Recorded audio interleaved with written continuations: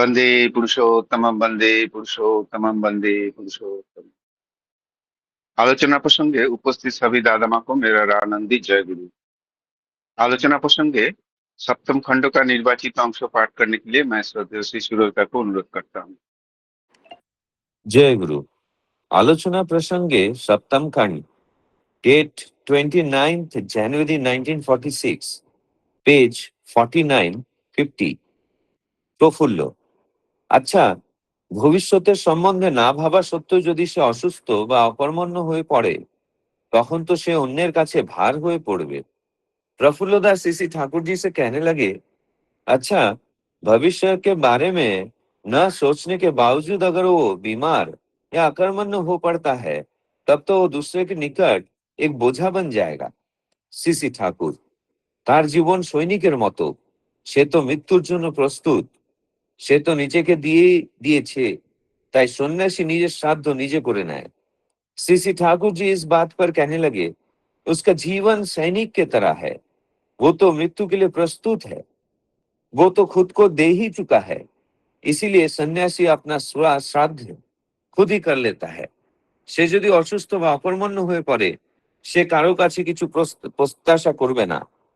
তেমন অবস্থায় পড়লে সে একটা মাতালের মতো হয়তো নর্দমার ধারে পড়ে নিজের নেশায় মশগুল থেকে তার শেষ নিঃশ্বাস বিলীন করে দেবে, তবু তার ক্ষোভ থাকবে না। वो अगर बीमार या अकर्मण्य हो पड़ता है, वो किसी के भी निकट कोई प्रत्याशा नहीं करेगा, और ऐसी अवस्था होने पर वो एक नशे के हालत में धुत इंसान की तरह शायद से गटर के बाजू में पड़ा रहेगा।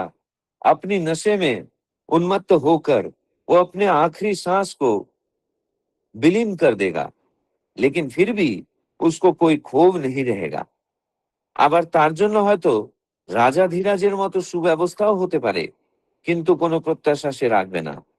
और उसके लिए शायद से राजाधिराज के तरह सुव्यवस्था भी हो सकता है, लेकिन वो कोई प्रत्याशा नहीं रखेगा।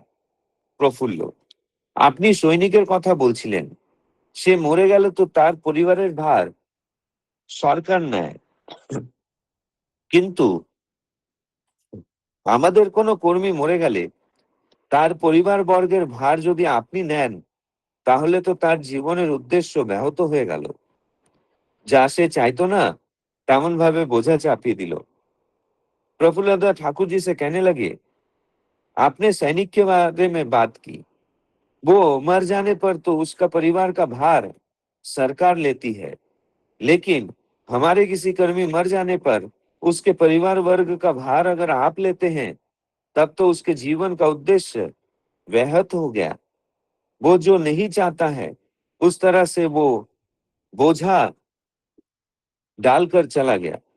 সিসি ঠাকুর: সরকার যদি দেয় সে সরকারের দয়া। सीसी ठाकुर जी कहने लगे, सरकार अगर देती है वो सरकार की दया है, কিন্তু প্রকৃত যোদ্ধার মনোবৃত্তি ও সংস্কার যার, সে সেদিকে ভ্রুক্ষেপ করে না। लेकिन असली योद्धा का मनोवृत्ति और संस्कार जिसका है, वो उस तरफ ध्यान नहीं देता है। সে যুদ্ধক্ষেত্রে যুদ্ধ করতে করতে জীবন দানের সুযোগ পাওয়াতেই খুশি। वो युद्ध स्थल में युद्ध करते करते जीवन दान का संजोग पाने पर ही सुखी हो जाता है। তবে বিশেষ এক শ্রেণীর কর্মীদের বিবাহ না করাই ভালো, लेकिन विशेष एक श्रेणी के कर्मियों को विवाह न करना ही अच्छी बात है। প্রফুল্ল: রবীন্দ্রনাথের বলাকায় পড়েছি, যে মুহূর্তে পূর্ণ তুমি সে মুহূর্তে পূর্ণ কিন্তু তব নাই, তুমি তাই প্রবৃত্ত সদাই। যে মুহূর্তে পূর্ণ সে মুহূর্তে কিছু নাই, সে কি রকম। प्रफुल्लदास सीसी ठाकुर जी से कहने लगे, रविन्द्रनाथ रचित बलाका में पढ़ा हूं, जिस मुहूर्त में पूर्ण तुम उस मुहूर्त में लेकिन तब नहीं तुम नहीं, तुम इसीलिए सदा ही पवित्र हो। जिस मुहूर्त में पूर्ण उस मुहूर्त में कुछ भी नहीं, ये किस तरह। সিসি ঠাকুর: সব অবস্থার মধ্য দিয়ে যে সমানভাবে চলে, কোনো কিছুতে ব্যাহত হয় না, যার মধ্যে কোন রকম দ্বন্দ্ব নেই, तार এইরকম হয়। श्री श्री ठाकुर जी कहने लगे, सब अवस्था के बीच में जो समान रूप से चलता है, किसी भी तरह व्यहत नहीं होता है, जिसके अंदर किसी भी किस्म का द्वंद नहीं है, उसी के साथ ऐसा ही होता है। पूर्णमदो पूर्णमिदम पूर्णात् पूर्णमुदच्यते पूर्णस्य पूर्णमादाय पूर्णमेवावशिष्यते। এই পূর্ণতার অবস্থায় পবিত্রতার अनएडल्टरेटेड स्टेज, निर्भेजाल अवस्था। श्री श्री ठाकुर जी और कहने लगे, पूर्णमदम पूर्णमिदम पूर्णात् पूर्णमुदच्यते पूर्णस्य पूर्णमादाय पूर्णमेवावशिष्यते। यही पूर्णता का अवस्था पवित्रता है, अनएडल्टरेटेड स्टेज, यानी कि बिना मतलब मिलावट का अवस्था। प्रफुल्ल, এটা কি निर्विकार अवस्था? प्रफुल्लता फिर से प्रश्न पूछे, क्या ये निर्विकार अवस्था है? श्री श्री ठाकुर, এটা সবিকার निर्विकारेर पार। श्री श्री ठाकुर जी प्रश्न का उत्तर देते हुए कहने लगे, ये सविकार और निर्विकार के परे है। প্রফুল্ল, যে মুহূর্তে পূর্ণ তুমি সে মুহূর্তে কিছু তব নাই, এ কথা অর্থনৈতিক জীবনে খাটে কি করে? प्रफुल्लता पुनः प्रश्न पूछते हुए कहने लगे, जिस मुहूर्त में पूर्ण तुम उस मुहूर्त में कुछ भी नहीं, ये बात अर्थनैतिक जीवन में किस तरह প্রয়োগ हो सकता है? শ্রী শ্রী ঠাকুর, সব ক্ষেত্রে এটা খাটে।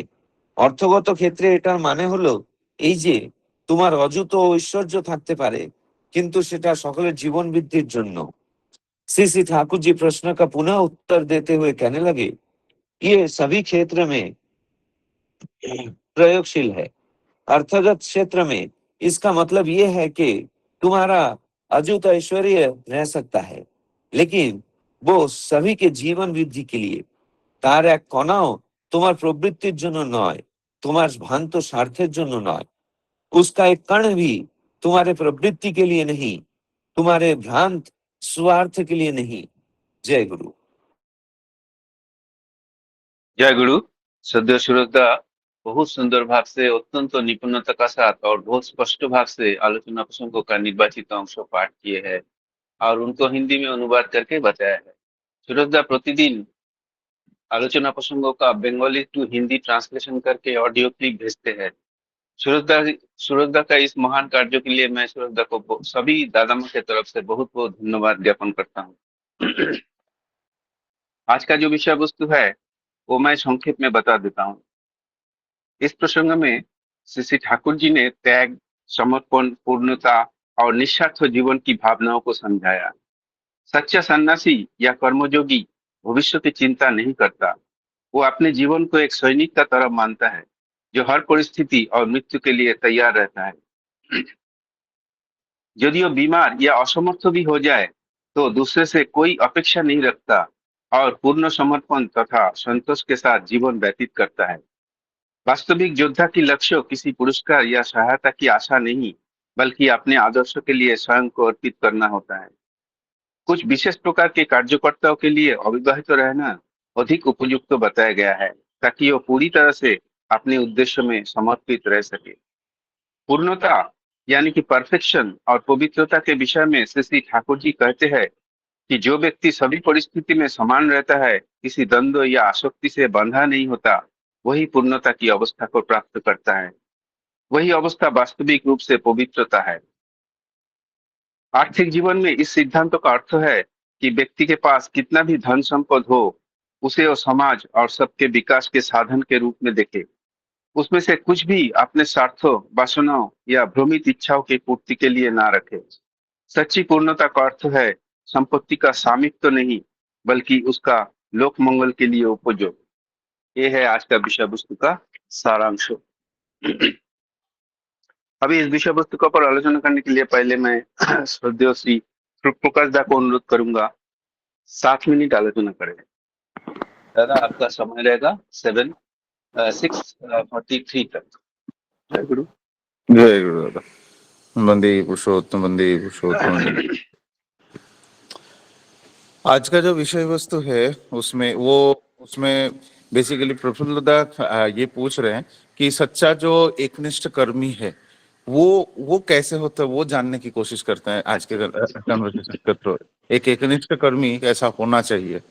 तो ठाकुर जी बोल रहे हैं वो एक ठाकुर जी ने सैनिक का उदाहरण दिया कि उसको इस विषय में कुछ फर्क ही नहीं पड़ता कि अगर उसका तबीयत खराब हुआ तो कोई उसको देखेगा या नहीं देखेगा, या फिर उसको कौन सा सुविधा मिल रहा है, या कोई उसको अच्छा बोल रहा है बुरा बोल रहा है। उसको सिर्फ और सिर्फ अपना काम, ठाकुर जी और एक जो केंद्र होता है उस केंद्र जो आदर्श होता है उसी के लिए अपना काम करना है, और बाकी कुछ भी उसको फर्क नहीं पड़ता।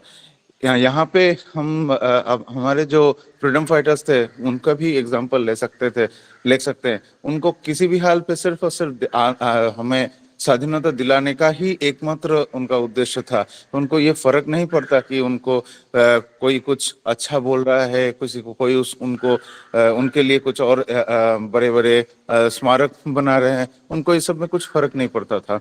इवन हमने बहुत सारे एग्जांपल्स देखे हैं जहाँ पे एक सैनिक या फ्रीडम फाइटर्स के माँ बोलते हैं कि मुझे इस बात का दुख नहीं है कि मेरा बेटा मर गया, मुझे इस बात का दुख है कि मेरा एक और बेटा नहीं है जो देश के लिए जान दे सके।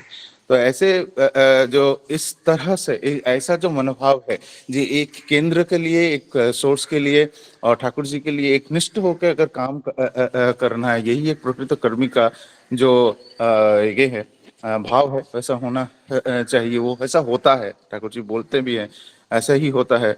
और आगे प्रफुल्लदा फिर पूछ रहे हैं कि ये अगर एक सैनिक मर जाता है तब तो उनके परिवार को देख रेख का मौका मिलता है। तो ऐसे बहुत सारे परिवार होते हैं, वो सोचते हैं कि गवर्नमेंट जॉब मिल जाएगा तो मेरा परिवार सॉर्टेड हो जाएगा।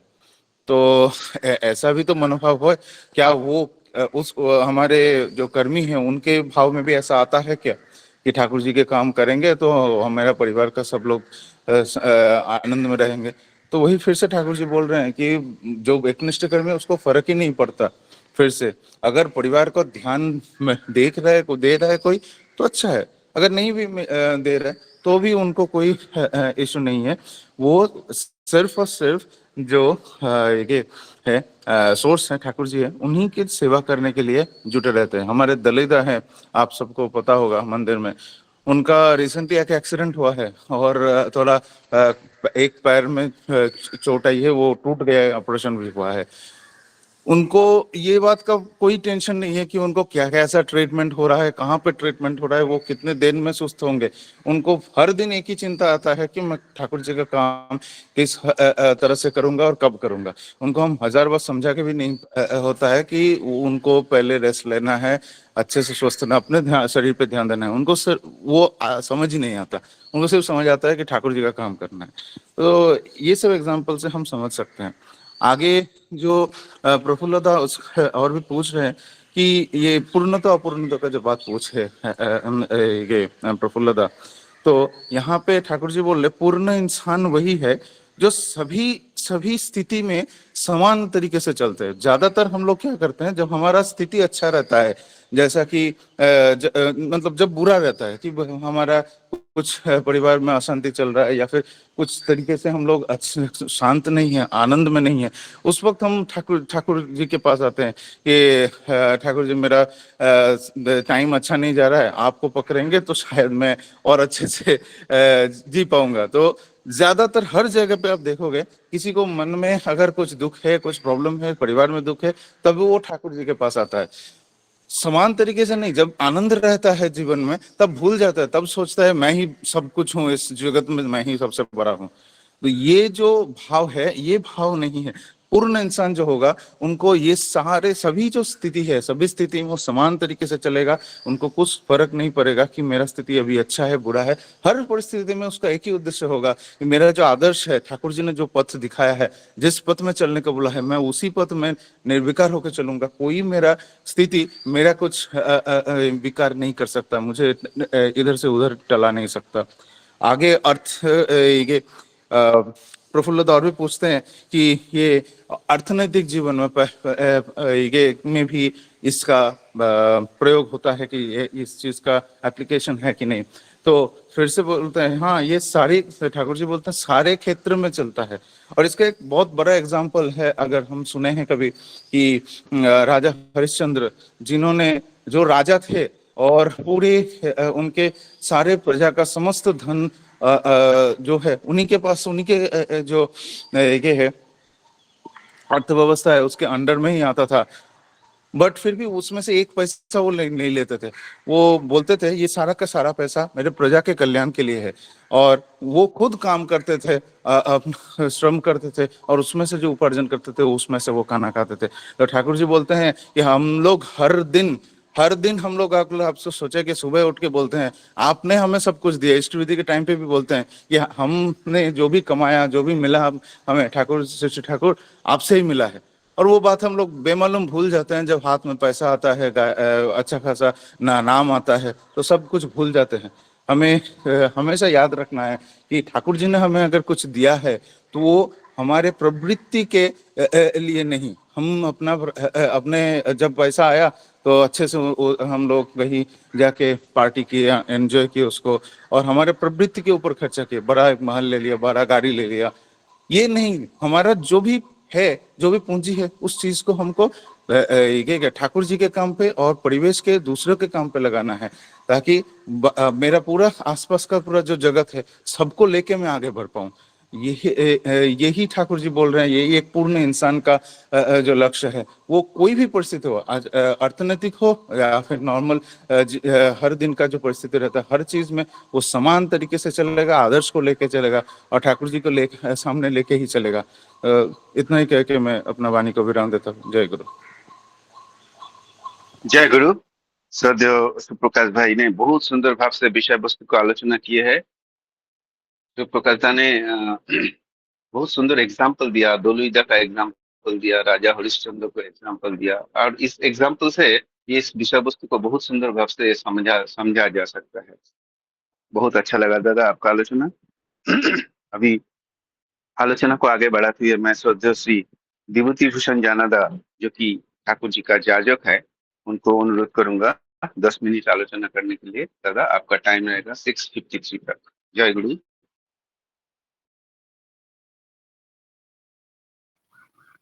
जय गुरु।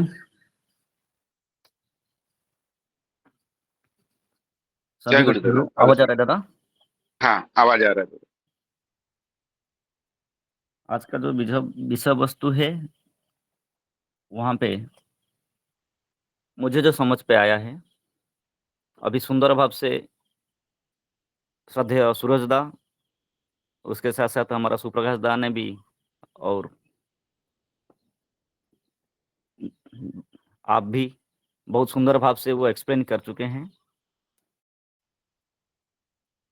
ठाकुर जी को जो सब हम पूछते हैं तो ठाकुर जी उसका सहज सरल रूप से एक आक्षरिक अर्थ और उसका सुंदर भाव से वो वर्णना कर देते हैं। जैसा कि जब पूछा गया है जे हम लोग को कैसे बनना है, कैसे कर्मी का ऊपर जाया, तो ठाकुर जी उसने एक सन्यासी का और एक सैनिक का यहाँ पे उदाहरण दे रहे हैं।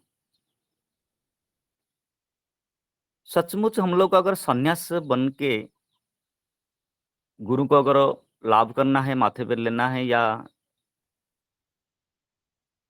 वो जैसा बनना है, तो हम लोग को सन्यास का एक्चुअली डेफिनेशन, सन्यासी क्या होता है, ठाकुर जी क्या चाहते हैं, उसके अंदर ही रहता है।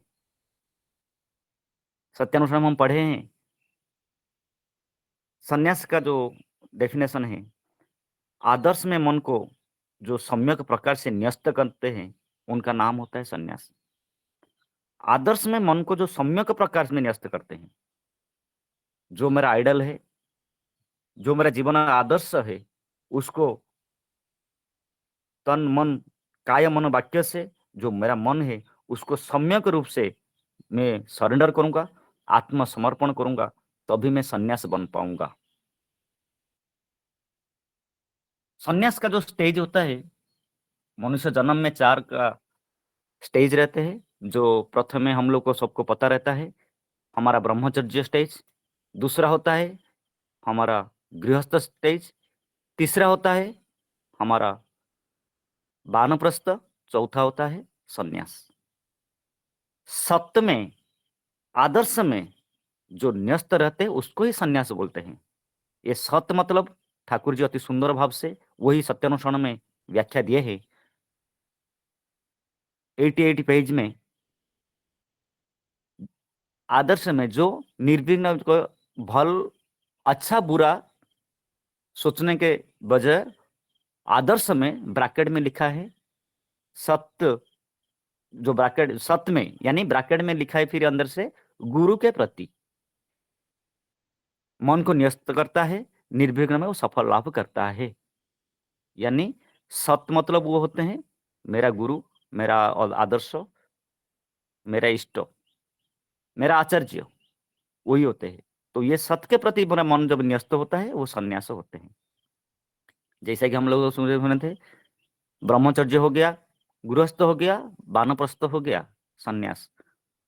संन्यास जो स्टेज रहता है ये 25-25 साल का, अगर उसी टाइम 100 साल का लिया जाता है तो 0 से लेके 25 साल तक वो रहता है ब्रह्मचर्य, 25 साल से 50 साल तक रहता है गृहस्थ, 50 से लेके 75 तक रहता है हमारा वानप्रस्थ, और 75 के बाद जो उम्र होता है यानी 100 साल तक उसको बोला जाता था सन्यास। लेकिन ठाकुर जी बोले हैं मुझे जंगल सन्यासी नहीं चाहिए, मुझे सांसारिक सन्यासी चाहिए। सांसारिक सन्यास, संसार में रहते हुए संसार का सन्यास बनना चाहिए। तो ये क्या सन्यास होता है? सन्यास जो आत्मसमर्पण कर देते हैं, पूरा तन मन धन काय मन वाक्य से पूरा का पूरा जो समर्पण कर देते हैं, किसके प्रति? ना आदर्श के प्रति, तो वो होते हैं सन्यास।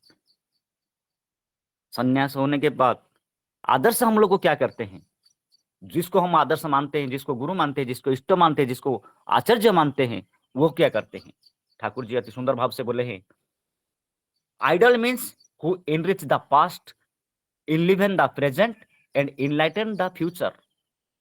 जो अतीत को हमारा आपूर्त करते हैं और वर्तमान को समर्पित करते हैं और भविष्य को आलोकित करते हैं। सुतरां वो चलंती युग के एक सर्वोच्च मनुष्य है, वो एक और अद्वितीय है, गुरुओं का गुरु है, परम गुरु है, पिताओं का पिता, परम पिता होते हैं। उसका उपदेश जो चलनी उनके संपूर्ण निर्भुल होते हैं, इसलिए वो होते अभ्रांत, असीम, अनंत। तो ये आज उनको जो सरेंडर करते हैं, जो सन्यास, सन्यास क्या करता है? जैसा कि उसके बाद में अभी देखा है, वो पूर्ण रूप से हम लोग समझ गए। जो समर्पण भाव आता है, शास्त्र में कहा गया है, वो समर्पण कैसे होगा? ना संगात संजयते श्रद्धा, श्रद्धया दुष्टि शुद्धता, दुष्टि शुद्धे ही विश्वास, विश्वास निर्विचारता, निर्विचारता भवेत प्रेम, प्रेम च आत्मसमर्पण। तन मन धन मेरा शरीर मन वाक्य वो सब पूरा फुल सरेंडर जब होते हैं तभी होता है आत्मसमर्पण। आत्मसमर्पण होने के बाद हमारा प्रेजेंट क्या है, फ्यूचर क्या है, पास्ट क्या है, वो कुछ भी नहीं रहता है। जैसा कि अभी यहाँ पे जो सुंदर भाव से बोले, मेरा आज का जो है, मैं आज के लिए सोच रहा हूं, मैं आज जो भी बना हूं, आज जो रोग शोक ग्रह दोष बुद्धि विपर्य में आज जो सरवाइव कर रहा हूं, वो मेरा पास्ट का रिजल्ट है। यानी मैं पहले क्या किया है उनका फल स्वरूप मुझे आज मिल रहा है, आज मिल रहा है। अगर ये जो आज हो गया, आज मैं जो कर रहा हूं या करूं, माने कंटिन्यूटी जो चल रहा है, वो इन फ्यूचर में जो होने वाला है वो आज को देख के नहीं रहते होता है, मेरा फल मिलता है। यानी मेरा कर्म का फल आज में जो हूं, प्रेजेंट में जो कर रहा हूं, आने वाला कुछ दिनों के बाद जो मिलेगा वो होता है मेरा फ्यूचर। तो यहाँ पे अति सुंदर भाव से हम लोग पता चल गया, जो सन्यास होते हैं वो ना फ्यूचर का सोचता है ना पास्ट का सोचता है, वो वर्तमान को सुंदर भाव से वो आज ये करते रहता है, वो होते हैं सन्यास। आज मैं आज काम कर रहा हूं, मैं कल के लिए मैं सेविंग कर रहा हूं, बचत कर रहा हूं या कुछ भी कर रहा हूं, तो ये मेरा हो गया गृहस्थ जीवन का लक्ष्य। मैं गृहस्थ के लिए आज कर रहा हूं, आज मैं 5,000 रुपया कमा रहा हूं, 5,000 बचत कर रहा हूं, ये मैं कल के लिए सोच रहा हूं, जे मैं ये अगर बचाऊंगा तो मेरा संचय करूंगा तो मेरा लाइफ सेटल हो जाएगा। तो ये मेरा हो गया गृहस्थ जीवन का लक्ष्य। लेकिन संन्यास का लक्ष्य वो नहीं होता है आज जो इनकम किया, आज जो भिक्षा किया, आज जो ही मिला वो परमपिता के आशीर्वाद, परमपिता के जो प्रसाद सोच के वो आज जिंदगी को निर्वाह किया। जो आज भी मुझे मिला मेरा परमपिता के आशीर्वाद है, मेरा परमपिता की प्रसाद है। वो कल के लिए बचत नहीं किया, जे मैं कल सुबह उठ के नाश्ता करूंगा, कल सुबह खाना खाऊंगा, कल सुबह कपड़ा पहनूंगा या गाड़ी बंगला घर लूंगा। ये संन्यास का लक्ष्य नहीं होता है। ये फुल आत्मसमर्पण किया है। जो भी आज मिला मेरा ये है। अगर मैं कल के लिए सोच रहा हूं तो मैं गृहस्थ जीवन में चला जाता हूं, यानी जो ब्रह्मचर्य और गृहस्थ, उसके बाद होता है वानप्रस्थ। वानप्रस्थ के बाद संन्यास। संन्यास सबका जो उत्कृष्ट होता है। तो इसीलिए फिर वे सैनिक सैनिक भी क्या करता है, नजर हटी दुर्घटना घटी।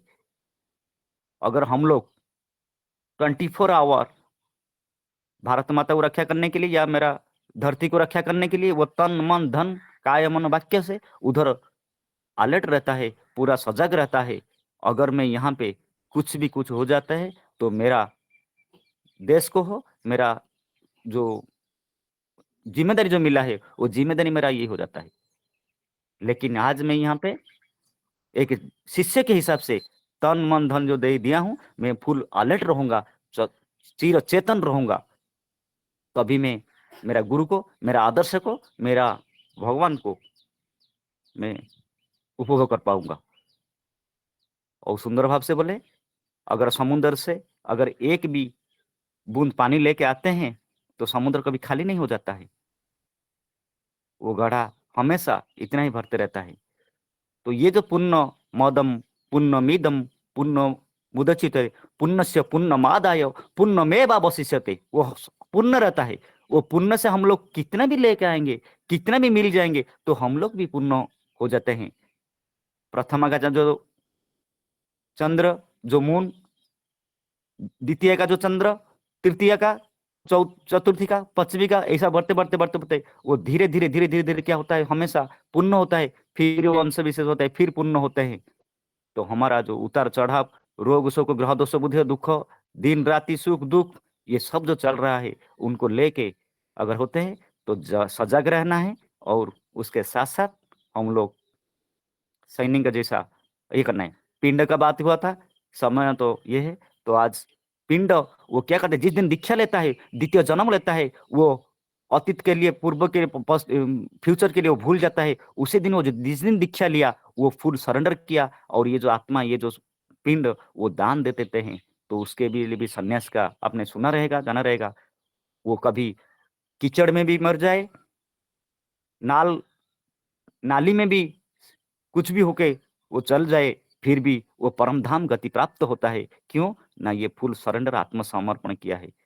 संपूर्ण रूप से वो विस्तार रूप से हमारा श्रद्धेय शशि भाई ने और विस्तार करेंगे। मेरा वाणी को यहाँ पे विराम देता हूँ। जय गुरु। जय गुरु दादा, बहुत सुंदर भाव से विभूतिदा ने जो जीवन का जो 4 अध्याय है उनको एक्सप्लेन किया। उसमें से जो सन्यास जो अध्याय है उनको बहुत सुंदर भाव से एक्सप्लेन किया है। और दादा पूर्णता का बारे में भी एक बहुत सुंदर एग्जाम्पल दिया है कि समुद्र से कितना भी पानी उठा लो वो पूर्ण ही रहता है। बहुत अच्छा लगा दादा आपका आलोचना, बहुत बहुत धन्यवाद। अभी मैं आलोचना करने, कंक्लूडिंग आलोचना करने के लिए श्रद्धेय श्री शशिकांत दादा को अनुरोध करूंगा, आलोचना रखें। जय गुरु दादा।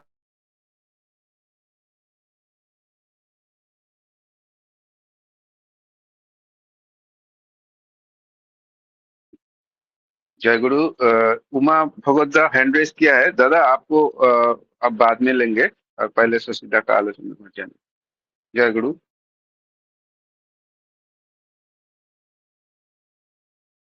जय गुरु। कल का विषय का कंटिन्यूशन है आज आलोचना। बहुत सुंदर भाव से मेरे से पहले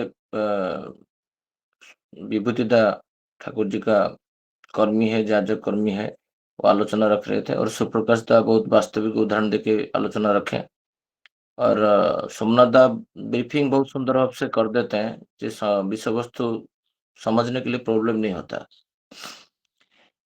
तो आज का जो विषय वस्तु है वो कल का ही कंटिन्यूएशन है ठाकुर जी के पास जो बात हो रहा था, जो कर्मी के सन्यासी जैसे होना चाहिए, और इसके ऊपर जो भविष्यता के बारे में सोचना नहीं चाहिए। ये प्रफुल्लदा यहाँ पर एक बहुत बड़ा क्वेश्चन किए हैं। इतना ये क्वेश्चन पूछने के लिए भी बहुत साहस चाहिए। उनका गुरु को वो पूछ रहे हैं, और प्रफुल्लदा ठाकुर जी का ऋतिक है, और ये इतना हिम्मत भी चाहिए क्वेश्चन ठाकुर जी को डायरेक्ट पूछने के लिए। तो जो पहले प्रसंग में कल कोई ज्वाइन किया था कि नहीं, मैं बता देता हूँ। ठाकुर जी बोल रहे हैं जो मेरा जो भक्त है व कर्मी है, वो कर्मी एक सन्यासी जैसा है। सन्यासी जैसे उनका कुछ सोचता नहीं है। प्रफुल्लदास जो पूछे थे, सन्यासी के दृष्टि से चल सकता है तो, लेकिन अपने पुत्र परिवार के लिए क्या व्यवस्था करेगा? फिर वृद्धावस्था जब आएगा तो उस टाइम में तो प्रॉब्लम होगा। तो ठाकुर जी कल जो हम लोग डिस्कशन किए थे, जे मेरा कर्मी गृहस्थ बनते बनते गृहहीन हो जाएगा, ये शब्द कल ठाकुर जी बोले थे। जे सबको गृह दे के, सबको रखते रखते वो रास्ता पे आ जाएगा, सबको खिलाते खिलाते खुद भूखा रह जाएगा। ये जो एक परिस्थिति है, ये साधारण भाव से तो जनरल परिस्थिति नहीं है। ठाकुर जी बोल रहे हैं जे मनुष्य नेचर एवर्स वैक्यूम, प्रकृति शून्यता को भी पसंद नहीं करती है। तो ये जो बातें कल जो हुआ था, ठाकुर जी बोल रहे हैं इसके मूल है, मनुष्य जब सरेंडर करेगा तो उसका जीवन में ये स्वभाव आएगा नहीं चिंता। फिर भी ठाकुर जी को प्रफुल्लदा पूछ रहे हैं, भविष्य के बारे में न सोचने पर यदि अवस्था या अकर्मण्य हो जाए कि फ्यूचर में बूढ़ा हो जाए, तो फिर दूसरे पर तो भार बन जाएगा ये व्यक्ति। ये है क्वेश्चन, जबरदस्त क्वेश्चन। और इसी में बहुत सारा छुपा हुआ है, उनता किंतु परंतु बातें। तो उसको थोड़ा सा मेरा बोध में जो है, मैं प्रयास करूंगा क्लियर करने के लिए। ठाकुर जी तो कल सन्यासी के साथ बात कर रहे थे, मेरा कर्मी जो है गृहस्थ सन्यासी जैसा है। तो खाली गृहस्थ नहीं है, वो सन्यासी है। बट आज से फिर दोबारा बोल रहे हैं, वो सैनिक जैसा होता है, सोल्जर का जैसा होता है। जे उसका जीवन सैनिक जैसा होता है, वो मृत्यु के लिए तैयार रहता है। वो सोचता नहीं जे मैं आज ये बैटेलियन में ज्वाइन किया हूँ, मैं युद्ध क्षेत्र से मेरा जीवन को बचा के लेके आ जाऊंगा। वो जीवन को दान देने के लिए ही बैटेलियन में ज्वाइन किया है, रक्षा करने के लिए देश को, खुद का जीवन को पहले दान कर चुका है।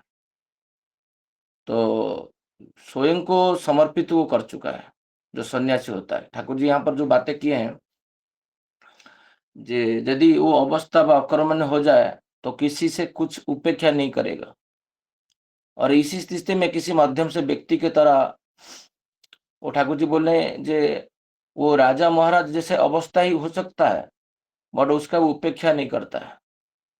तो सैनिक जो कर्मी का लक्षण होना चाहिए, जैसे उसके पास ऐश्वर्यशाली रहेगा, उसका एक ही घर नहीं रहेगा।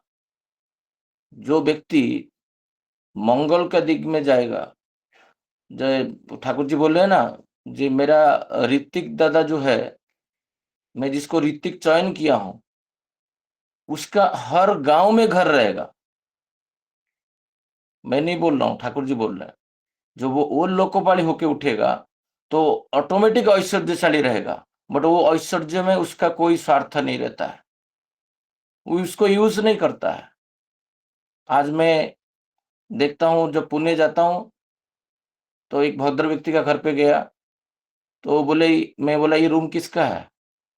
मैं सोचा उनका पिताजी का होगा, उनका माँ का हो सकता है, उनका पुत्र का हो सकता है।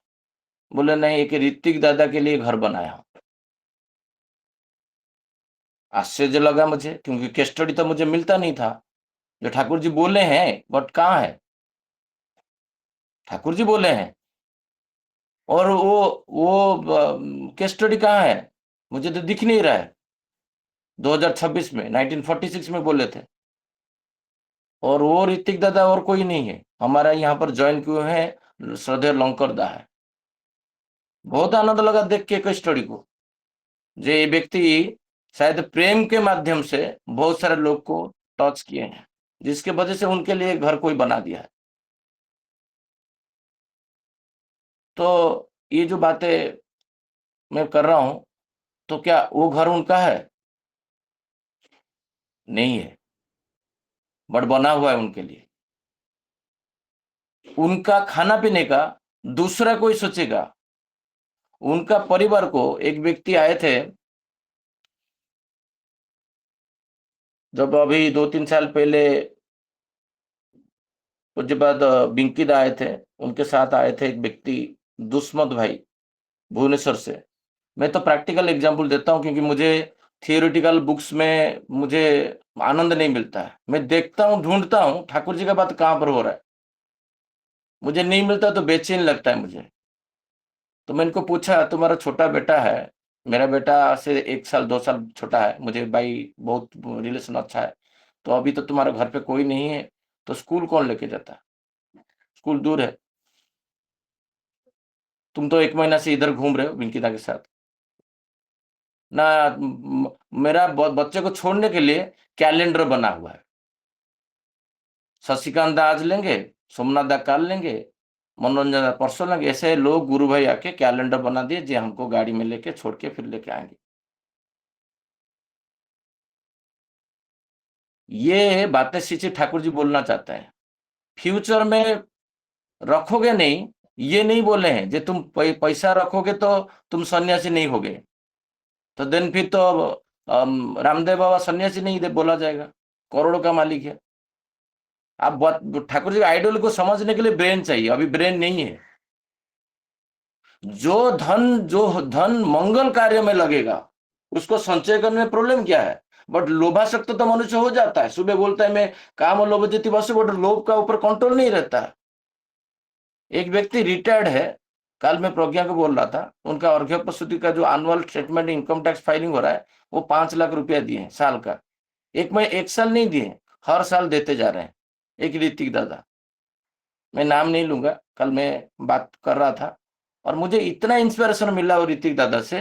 रिटायरमेंट हो चुका है, बट कहीं भी इधर उधर सब जगह मिला के जो साल को इनकम टैक्स फाइलिंग करता है, उसमें 5 लाख दिख रहा है, वो डोनेशन किए। तो ठाकुर जी का आइडियोलॉजी तो थोड़ी गड़बड़ हो जा रही है इधर। ठाकुर जी जो बोले हैं तो मैच नहीं हो रहा है। मैं कल ही बता रहा था, जो ठाकुर जी का आइडियोलॉजी तो मैच नहीं हो रहा है इधर। बोल रहे सन्यासी रखेगा नहीं। सन्यासी रखेगा किसके लिए? जगत के लिए। रखेगा क्यों नहीं? रोजगार क्यों नहीं रखेगा? जहां आज 10,000 बेला 10,000 खा लूंगा, कल मेडिसिन के ऊपर होगा, वो कहां से आएगा? ठाकुर जी ऐसे बोले हैं क्या तुम दुर्दिन में दुर्दशा में चले जाओ? नहीं बोले हैं। फ्यूचर ऑटो सिक्योर रहता है, वो सिक्योर किसके लिए करके रखा है? जगत के लिए सिक्योर करके रखा है।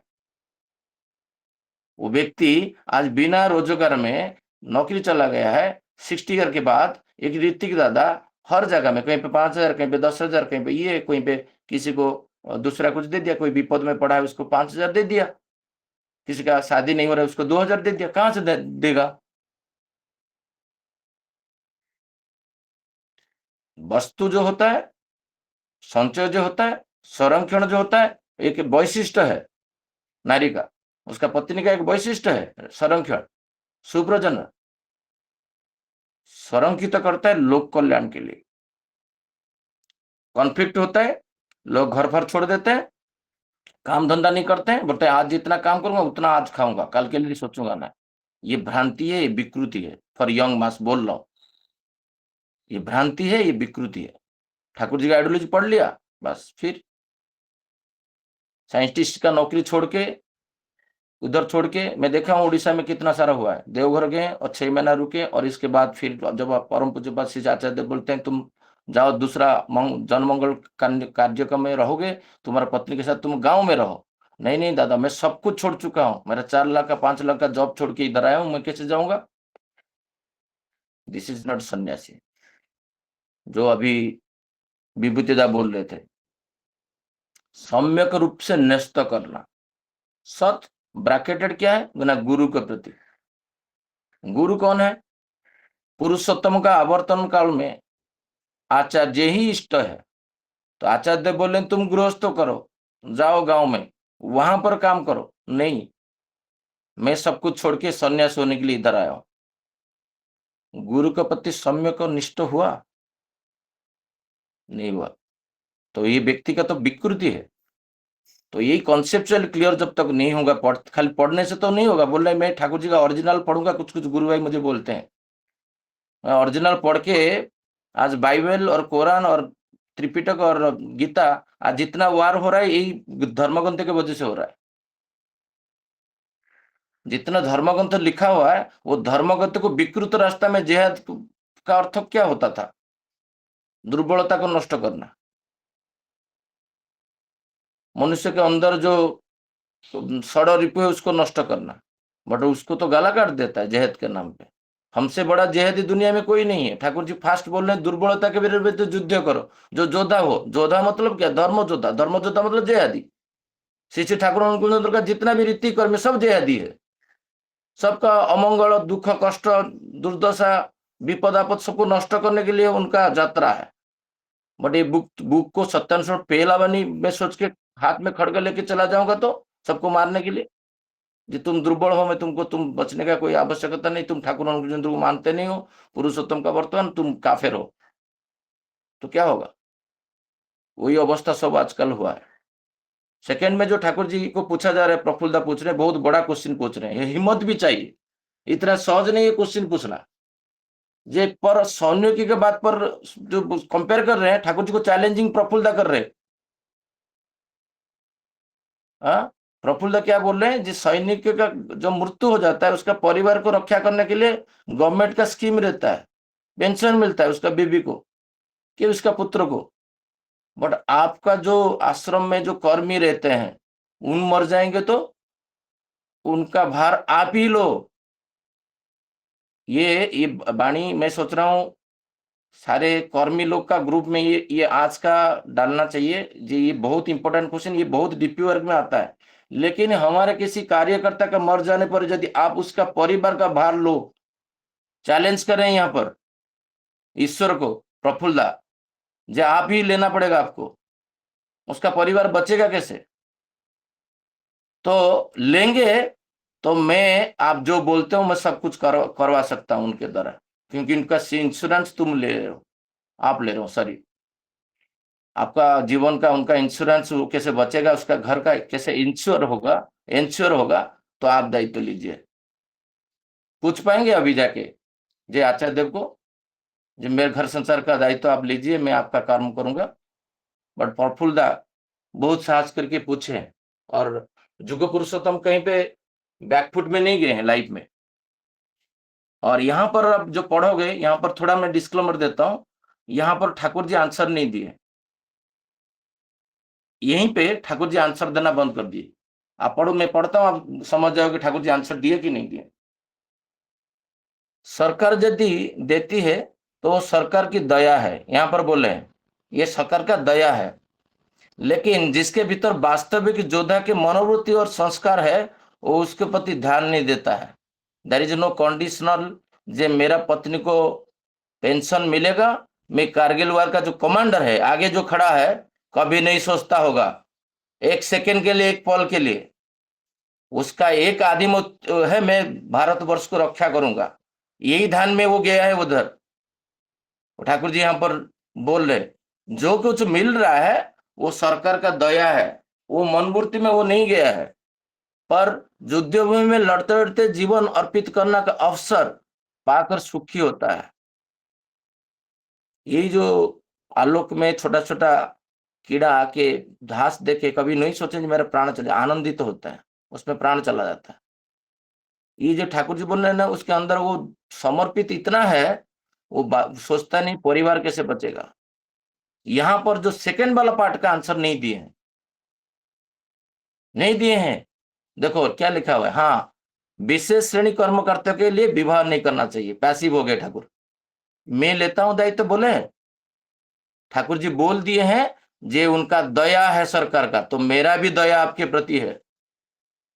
बोले नहीं मैं बचाता हूं, तुम लोग जो मेरे प्रति समर्पित हो जाते हो, गीता में जैसे आगे उद्घोष करते किए थे, ठाकुर जी बोलते हैं तुम्हारा सुख शांति तो चाहिए है, तो मेरा पास मत आओ, कर्मी मत बनो। बोले थे मैं कभी बोला था। तो ये युग का कल की अवतार ऐसा नहीं है, वो स्वतः ऑटोमेटिक हो जाता है, दायित्व तो लेते नहीं है। अभी सूर्य प्रकाश दा बोल रहे थे, बाहर से पूर्णिया से, बिहार से, झारखंड से, कर्नाटक से बहुत सारा लोग ज्वाइन किए हैं। यहाँ पर एक बादलापुर मंदिर है ठाकुर जी का, वहां पर एक कर्मी है दलोईदा, वो बहुत सारा काम करते हैं। ठाकुर जी का बर्तन मांजते हैं, आनंद भजन का बर्तन मांजते हैं, झाड़ू पोछा करते हैं, बुक्स रखते हैं, प्रार्थना अरेंजमेंट करते हैं, बहुत सारा काम करते हैं। हाथ पैर चलता रहता है। पतला सा लोग है, वेट कम है, दिन रात काम करते हैं। वीडियो में देखता हूँ रात को 2 बजे वो टहलते हैं, तो सोते हैं कब? तो वो व्यक्ति दिन रात काम करते हैं। किसी को 1 रुपया मांगे मैं देखा नहीं, मुझे तो मांगे नहीं। वो व्यक्ति आम का पेड़ से गिर गए। ये क्वेश्चन का आंसर मैं दे रहा हूं, आप समझ लीजिए ठाकुर जी क्या बोलना चाहते हैं। कुछ लोग बोले गवर्नमेंट में कर देंगे, कुछ लोग बोले प्राइवेट कर देंगे। अभी जो भी हो, वो प्राइवेट में चिकित्सा होने से थोड़ा अटेंडेंट हमारे गुरु भाई को आराम से कर पाएंगे। गवर्नमेंट हॉस्पिटल में तो व्यवस्था ठीक नहीं है, तो प्राइवेट में हुआ। उनके लिए कलेक्शन हुआ, 1,20,000 का टारगेट है। सुबह स्टार्ट हुआ, इवनिंग को हो गया। हम यहाँ पर परम पूज्य श्री श्री आचार्य देव का जन्म महोत्सव कर रहे हैं। एक दिन में 1,20,000 कलेक्शन करने के लिए हमको 5 दिन लगता है। किसका? प्रिय परम जिसको बोलते हैं, जिसको इष्ट बोलते हैं, उनका माने जुग पुरुषोत्तम का आवर्तन काल में इष्ट कौन है? आचार्य है। उनका जन्मदिन करने के लिए 5 दिन लगता है मुझे कलेक्शन करने के लिए 1,00,000 रुपया। बट दलोईदा का ट्रीटमेंट के लिए 1,20,000 हो गया। ये आंसर ठाकुर जी यहीं पे दे रहे हैं। दया मेरा जन्मदिन का जब तुम पालन करते हो, स्ट्रगल करते हो 5 दिन के लिए, बट मेरा कर्मी जो होता है वो इंश्योर्ड है। सरकार दायित्व क्या मैं लिया हूं, और हर घट में शशिकांता के अंदर, जयस्ता के अंदर, सोमनाथ के अंदर, वहां पर सबके अंदर मैं सूरत में बैठता हूं, मैं जागता हूं। ठाकुर जी बोल रहे हैं, प्रफुल्लदा का आंसर दिए नहीं। मैं ढूंढ रहा हूं, कल जाके धृतिमान को मैसेज कर रहा हूं, ठाकुर जी आंसर क्यों नहीं दिए? डर गए क्या? ऑटो आंसर क्यों नहीं दिए? मैं लेता हूं आपका दायित्व। दया इसको बोलते हैं। जो किया है उसको मिला है, उसका परिवार सिक्योर है, उसका ट्यूशन, उसका बच्चे को छोड़ने के लिए लोग भुवनेश्वर में पाड़ी कर रहे हैं। जे मैं जाऊंगा, दादा आप रुक जाइए ना, उनको, उनका बच्चा को, क्योंकि वो बिंकीदा के साथ गए हैं। सिक्योर नहीं होता है, उनका घर पे वेजिटेबल कैसे आता है? एक व्यक्ति मैं जो बोलता हूं, कोई पोथी ग्रंथ इतिहास महाभारत से नहीं बोलता हूं, मैं करंट अफेयर से बोल रहा हूं, आज के से बोलता हूं। लोग समझ पाएंगे, जाके चेक करेंगे। जो शशिकांता गलत बोल रहे तो मैं चेक कर लू। नारायण दा भुवनेश्वर मंदिर कोई जाता है तो पूछ लेना नारायण भाई कौन है। रक्तहीनता रोग है 27 साल से, डॉक्टर का प्रेस्क्रिप्शन है एक वीकली 2 ब्लड यूनिट चढ़ना चाहिए। 20 साल में ब्लड यूनिट एक ही भी चढ़ा नहीं। बचेगा? बचेगा? कोई मेडिकल साइंस डॉक्टर है तो पूछिए। अभी यहाँ पर तो बहुत सारा मेडिकल लोग है, कोई रक्तहीनता में है, 20 साल से ब्लड नहीं लिया, बचेगा? बचा हुआ स्किन को ऊपर करके ऐसे छोड़ दे तो बैलून जैसे चला जाता है, काम करता है निस्वार्थ रूप से। कभी बोला नहीं शशिकांत को जे 2001 से मैं तो काम कर रहा हूँ मंदिर से, अभी तक 2026, अभी भी जाता हूँ भुवनेश्वर, 100 रुपया भी मांगता नहीं मुझे, 100 रुपीज। वो होता है दया। ठाकुर जी बोलता है मैं तो हूं, रक्षा कर रहा हूं। और कैसे बोले होंगे, दुख में बोले हैं कि स्माइल में बोले, लिखा नहीं है। हर जगह में लिखा होता है सहा से, यहाँ पर ठाकुर जी के आगे कुछ नहीं लिखा हुआ है। कैसे मालूम पड़ेगा ठाकुर जी कैसे बोले होंगे?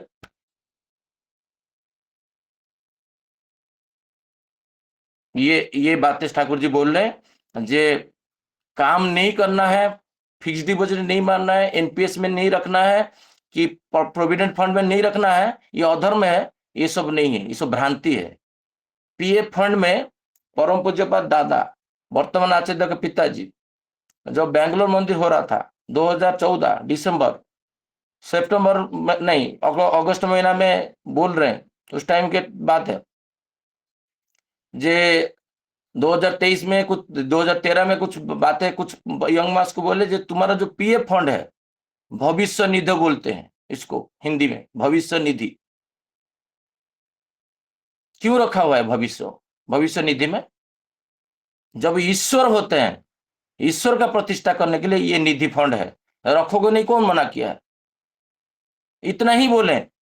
बहुत सारा बैंगलोर में लोग आप सुने होंगे, सब पीएफ फंड तोड़ के बैंगलोर मंदिर के लिए दान कर दिए। रखा नहीं होता तो वो सन्यासी नहीं है जो प्रोविडेंट फंड में रखता है। अभी मनोरंजन दा प्रोविडेंट फंड में रखते हैं, वो सन्यासी नहीं है, वो कर्मी नहीं है। एनपीएस में रखेंगे, कर्मी नहीं है। एफडी रखेंगे, कर्मी नहीं है।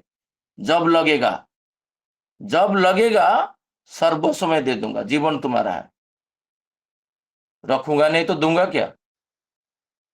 मेरा परम पिता के लिए मैं रख रहा हूं, मेरा ठाकुर जी के लिए मैं रख रहा हूं, ये बोध है, यही बोलना चाहते हैं। नहीं तो निकर्मा हो जाएंगे सब लोग ये पढ़ के आज का वाणी को। तो ठाकुर जी बोले हैं भविष्य का कुछ करना नहीं है, क्यों करूं इतना सारा? ऐसा नहीं बोले। वो जो ऋतिक दादा सोच रहे हैं जी अमुक का ये प्रॉब्लम है, मैं दे देता हूँ, आफ्टर रिटायरमेंट कैसे किए?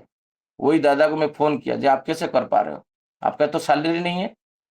ये है ठाकुर जी का। ठाकुर जी बोले हैं एक चीज मैं बोलता हूँ, डेट है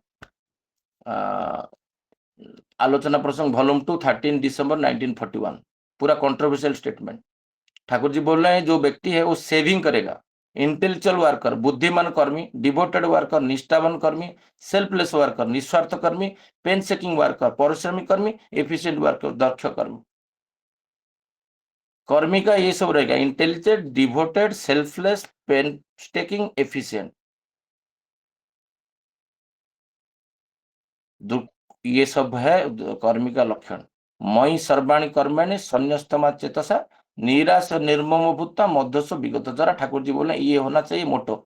13 दिसंबर 1941 वहां से पढ़ के बता रहा हूं। This is the motto of our life. भयंकर संचय करना है, ये सन्यासी का लक्षण। मैं जो पढ़ के समझ पा रहा हूं, कोई इसको चैलेंज करेगा तो अलग है। ठाकुर जी ही बोले होगा मोटो होगा ईश्वर को परिपूर्ण करने के लिए, कि तुम्हारा बंगला गाड़ी बंगला ये करके व्यक्तिगत स्वाच्छंद वो तो रहेगा। एक कुछ दिन पहले ये पढ़ रहा था जी समक्लेश प्रियता होना चाहिए। हॉल में एसी लगा हुआ है, वो सब सोए और मैं पढ़ते पढ़ते जाके फैन बंद कर दिया। गर्मी, बॉम्बे में बारिश नहीं हो रहा, मैं फैन बंद करके रूम में सोने के लिए प्रयास किया, कोई जानबूझ के। जी आज मैं बिना फैन में बिना एसी में सो पा रहा हूं क्या? प्रैक्टिकली मैं जब करूंगा नहीं मेरा लाइफ में, जो ठाकुर जी जो बोल रहे हो रहा है क्या, मैं देखूंगा नहीं, परखूंगा नहीं, वो परिस्थिति आएगा तो मैं क्या करूंगा? तो नींद हुआ, सुबह नींद हो गया। परसों पुणे से कुछ कर्मी लोग मुझे बोले टिकट काटने के लिए, जो लंकरदा जा रहे हैं देवघर 5 अगस्त के लिए, शशि भाई आप टिकट काटिए। कर्मी कैसा होना चाहिए? आपके अंदर भावना देख के लोग बाकी इंस्पायर कैसे होंगे? वो बोल रहे मेरा थर्ड एसी में कर देना। बोला थर्ड एसी में कोई तो जा नहीं रहे, सेकंड एसी में 7-8 लोग जा रहे हैं, बट हम लोग स्लीपर में किया। तो आप भी जा रहे हैं? बोला हाँ ना, कैसे जाएंगे, हम तो कभी गए नहीं।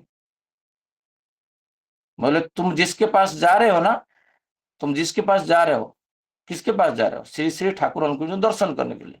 उनका जीवन ही आपको पता है, वो तो कर्मी है, वो थोड़ा इंसल्ट फील किए करेंगे अवश्य, क्योंकि तुम बोल रहे हो तो ऐसे बात कर रहे हो, जो उनका जीवन ही पता है तो उनको जीवन। बोले वो कोयला कारखाना में कुल्ली के साथ रुके हैं, उनका नाक से जो निकलता है ना वो वाला ड्रेस को साफ किए हैं। पढ़े हो?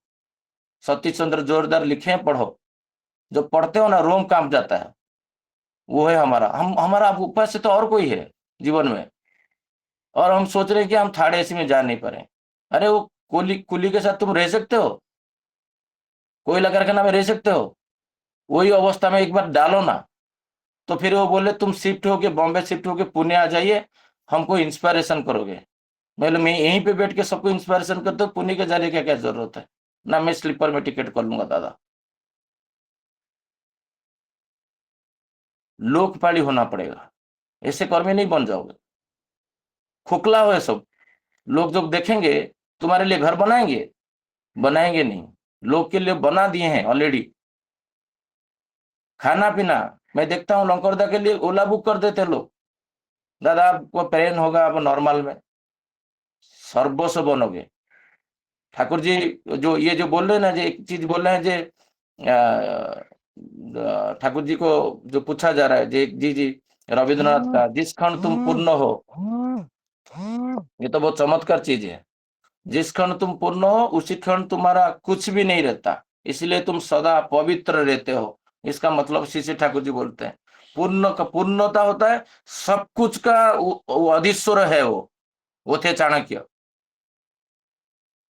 चंद्रगुप्त मौर्य एक बार उनका पत्नी के लिए कुछ सामान राजकोष से खरीद लिए थे, और बिना परमिशन चाणक्य का, चाणक्य बोल रहे हैं ये राजकोष नहीं है, लोक कोष है, इसमें तुम्हारा अधिकार नहीं है। और कुछ दिन वो बात नहीं कहते चाणक्य से, क्योंकि अहंकार आ गया था।